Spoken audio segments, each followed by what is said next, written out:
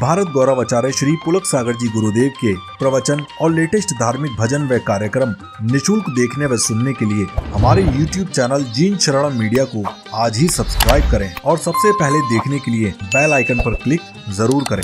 ये कॉन्वेंट के दड़बे से पढ़ करके निकलने वाला बच्चा बड़ा हो जाता है, माँ बाप का सम्मान करना भूल जाता है।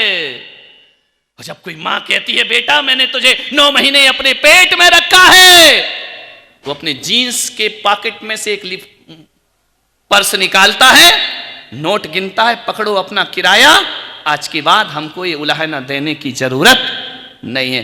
क्यों पैदा किया तुमने? हमने कहा था कि तुम हमको पैदा करो, और जब पैदा किया है तो हमारी इच्छाएं भी पूरी करो। ये सुनना बाकी रह गया, इन औलाद से ध्यान रखिए। नहीं मान्यवर, इतने आधुनिक मत बनो, इतनी आधुनिकता की अंधी दौड़ में पागल मत बनो, मनुष्यता नष्ट हो जाए। ध्यान रखिए, हिम्मत रखो। एक बाप को इतनी हिम्मत रखना चाहिए कि बेटा गलत काम करे तो उसके गाल पे एक चांटा मारने की ताकत एक बाप में होना चाहिए। ध्यान रखना, नहीं है वो ताकत। क्यों? एक लड़का है, क्या करें, भग जाएगा, सुसाइड कर लेगा, छोड़ के भग जाएगा। एक को देख देख के जीते रहते हो, जीते रहते हो, जीते रहते हो, अपना भविष्य और उसका भविष्य बर्बाद करते हो। ध्यान रखिए, आपसे निवेदन है, विचार करना है। आज जितना सर्वनाश फिल्मों से इस देश का हो रहा है, पिक्चरों से इस देश का नाश हो रहा है, जितना हमारी संस्कृति को बर्बाद मुंबई की फिल्म इंडस्ट्रीज ने किया है, उतना बर्बाद देश को कोई नहीं कर पाया। ध्यान रखना, ऐसी ऐसी वेबसाइट तुम्हारे मोबाइलों पर है, जीवन तुम्हारा बर्बाद हो रहा है। एक बच्चा स्कूल जा रहा था, छोटा सा था, मैंने कहा बेटा कहां जा रहा है? बोली स्कूल जा रहा हूं। मैंने कहा स्कूल क्यों जाते हो? बोली गर्लफ्रेंड से मिलने। अब देखो, चड्डी पहनना आती नहीं है, पैंट बांधना आता नहीं है, गर्लफ्रेंड से मिलने जा रहा है। मैंने कहा गर्लफ्रेंड क्या होती है? बोले जिससे मैं प्यार करता हूं। अरे रामलाल नहाते बनता नहीं, 6 साल का बच्चा प्यार की भाषा बोल रहा है। क्या होगा मेरे देश का चरित्र? और ये हमारी माताएं बहनें भी बच्चों को ऐसे ही चढ़ाती है, तेरी गर्लफ्रेंड कौन है, तेरा फ्रेंड कौन है, किससे बात करता है। उस समय बहुत अच्छा लगता है, लेकिन जब घर में आ जाती है फिर पता पड़ता है कि आत्मघाती संस्कार माँ बाप के द्वारा प्राप्त हुआ करते हैं। आपसे निवेदन है, इतना सुविधा भोगी बच्चों को मत बनाओ। एक बात याद रखना, सुविधाओं में मिला हुआ ज्ञान मुसीबत में खत्म हो जाता है। और पहले के लोगों को असुविधा में जो ज्ञान मिलता था ना, वो मुसीबत में उनके बहुत काम आया करता था। राम की शिक्षा किसी कॉन्वेंट स्कूल में नहीं, राम की शिक्षा वशिष्ठ के आश्रम में हुआ करती है। कृष्ण की शिक्षा किसी इंग्लिश स्कूल में नहीं, कृष्ण की शिक्षा संदीपनी मुनि के आश्रम में हुआ करती है। और भरत जी को ज्ञान किसी स्कूल से नहीं, पिता ऋषभदेव के चरणों में जीवन का ज्ञान प्राप्त हुआ करता है। ध्यान रखिए, मैं आपसे निवेदन करना चाहता हूं, पहले के बच्चों को आश्रम में भेजा जाता था, किताबों का ज्ञान नहीं था, जिंदगी का ज्ञान पढ़ाया जाता था। आश्रम में जाते थे, लकड़ी काटते थे, भिक्षा मांगते थे, पहले गुरु को खिलाते थे, उसके बाद स्वयं भोजन किया करते थे। जब तक शिक्षा का काल था तब तक ब्रह्मचारी का भेष बनाकर विद्या अध्ययन किया करते थे। ध्यान रखिए, वो संस्कार दिए जाते थे। जब उस आश्रम से कोई बच्चा पढ़ के निकलता था, लौह पुरुष बन करके निकलता था, एक महामानव बन करके निकलता था। 14 वर्ष की उम्र में श्री राम ने संकल्प कर लिया, ध्यान रखना कि निशाचरों से रहित इस धरती को कर दूंगा। 14 वर्ष का बालक धनुष कांडीव हाथ में उठा लिया करता है। ध्यान रखिए, और आज तुम्हारी औलाद, नल नहीं आ रहे, एक बाल्टी पानी मंगाना तो कहता है मम्मी मुझसे उठेगा नहीं। आटे का कनस्तर उठाओ तो हाथ में छाले आते हैं। सब्जी लेने बाजार में भेजो तो पहले स्कूटी देखता है, मोटरसाइकिल देखता है।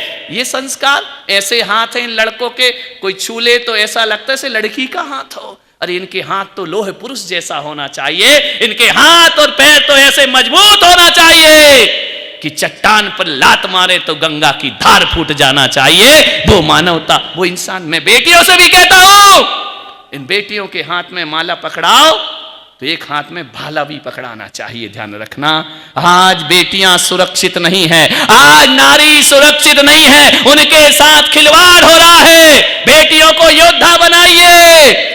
कलाई चूड़ी पहनने वाली कलाई नहीं, तलवार पकड़ने वाली भुजाएं इनके अंदर सौंपिए, वरना इनकी रक्षा कौन करेगा, इनकी सुरक्षा कौन करेगा। अपनी सुरक्षा जब तक बेटियां खुद नहीं करेंगी तब तक कोई भी तुम्हारी रक्षा करे, कोई भी कानून देश में आ जाए, मेरी बेटियों की सुरक्षा नहीं हो सकती है। ध्यान रखना, मैं आपसे निवेदन कर रहा हूं, उन विषयों की ओर ले जाना चाहता हूं। मैं बेटियों से भी निवेदन करना चाहता हूं, एक आग्रह करना चाहता हूं, चंद लड़कों के चक्रों में मत पड़िए। पढ़ाई तुम्हारे जीवन का लक्ष्य होना चाहिए। ध्यान रखना, मीठी मीठी बातों में आ जाना, लड़कों की बातों में आ जाना, जिंदगी को बर्बाद कर दिया जाता है। कैसी होती है वो बेटी? बेटियां तो वो होती हैं जब मेरे ऋषभदेव का दरबार लगता है और ऋषभदेव से उनकी दोनों बेटियां ब्राह्मी सुंदरी पूछती हैं, हे तीन लोक के नाथ, हे प्रजापति, हे भक्त वत्सल।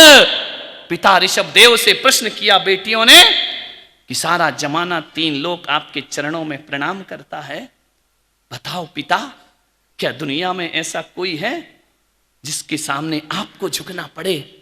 तो ऋषभदेव ने कहा, मेरे देश की परंपरा है बेटियों, जिस दिन तुम्हारा विवाह होगा ना, उस दिन मुझे भी उनके सामने झुकना पड़ेगा। हमारे देश की बेटी कहती है कि मेरा तीर्थंकर तीन लोक का नाथ, जिसके चरणों में देवता हाथ जोड़कर खड़े हैं, वो हम तुच्छ बेटियों के खातिर किसी के सामने झुकेगा? मेरे देश की बेटी, मेरे वंश की बेटी कहती है कि पिता, तुम्हारा माथा ना झुके, इसलिए हम आजीवन विवाह का त्याग किया करते हैं, आजीवन ब्रह्मचर्य को धारण। सबसे पहले ब्रह्मचर्य की नारी में किसी ने स्थापना की तो मेरी समाज की बेटी ब्राह्मी और सुंदरी ने ब्रह्मचर्य की स्थापना कर दी देश में। मेरे पिता का माथा ना झुके, इसलिए मैं विवाह नहीं करूंगी। ध्यान रखना, कैसी रही होंगी वो बेटियां। और आज की बेटी माँ बाप के मुंह में कालिक पोत करके अंतर जाति विवाह कर रही हैं, ये लव मैरिज कर रही हैं, ये भाग के शादियां कर रही हैं। कहां जाएगी वह संस्कृति हमारी, वह सभ्यता? आज पीड़ा है, आज दर्द है। चकनी चुपड़ी बातों में आकर, षड्यंत्रों में फंसकर अपने जीवन को बर्बाद करती हैं। मैं बेटियों से निवेदन कर रहा हूं, जिस माँ बाप ने 25 साल 24 साल तुम्हें प्रेम किया है, उसके प्रेम को 6 महीने के लड़के के प्रेम से छोटा मत समझो। मैं बेटियों से कहता हूं, साल 2 साल मिला लड़का, इतना तुम्हारा अपना हो जाता है। साल भर का प्यार 24 साल के प्यार को खत्म कर दिया करता है। ध्यान रखिए, माँ बाप ने तुम्हें कितनी नाजों से पाला है, माँ बाप ने तुम्हें कितना अपना ऐश, अपने मन के अरमानों को काट करके तुम्हारे जीवन को बनाया है। माँ बाप तो भेजते हैं, मेरी बेटी पढ़ रही है, हॉस्टल में है, पढ़ाई कर रही है, क्या हो रहा है देखो जाकर के। मेरा पूना में चातुर्मास हुआ, शर्म आती है बोलने में कि जैन समाज की बेटियां सिगरेट पीना प्रारंभ हो गई हैं। जैन समाज की बेटियों में शराब की बोतल उनके हाथ में आ गई है। ध्यान रखना, इसके लिए माँ बाप भेजा करते हैं उन्हें पढ़ने के लिए। नहीं मेरी बेटियों, तुम्हें विश्व सुंदरी नहीं बनना है।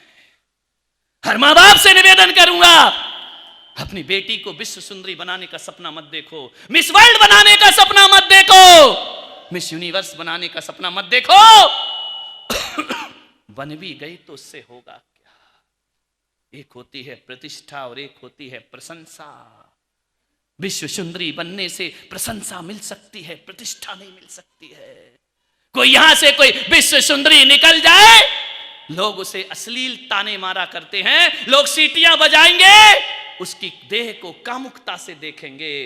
लेकिन यहां से कोई साध्वी निकल जाए, लोग चरणों में माथा झुका दिया करते हैं, अपना नमन प्रस्तुत कर दिया करते हैं। विश्व सुंदरी प्रशंसा की पात्र हो सकती है, लेकिन विश्व सुंदरी प्रतिष्ठा की पात्र नहीं हुआ करती है। मैं माताओं से निवेदन करूंगा, अपनी बेटियों को विश्व सुंदरी नहीं, अपनी बेटियों को मैना सुंदरी बनाने का सपना देखिए, अपनी बेटियों को ब्राह्मी सुंदरी बनाने का सपना देखिए।